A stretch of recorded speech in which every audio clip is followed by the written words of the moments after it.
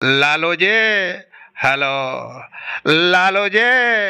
अरे कौन बोल रहा है भाई? आवाज फोन पे साफ सुथरा नहीं आ रहा है। कौन बोल रहा है आप?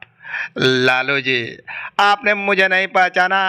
भाइयों बहनों मित्रों, अरे पहचान लिया भाई, हम आपको पहचान लिया। अरे आप तो मोदी जी बोल रहे हैं महाराज।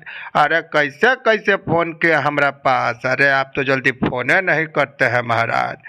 नहीं लालू जी, मुझे पता चला है कि आपके घर में बिटिया रानी का जन्म हुआ है।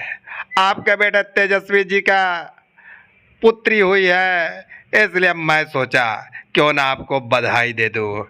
अरे बहुत बढ़िया काम किए मोदी जी, हमरा को बधाई दे दी है। बहुत बढ़िया काम किया, हम खुश हो गए, गदगद हो गए।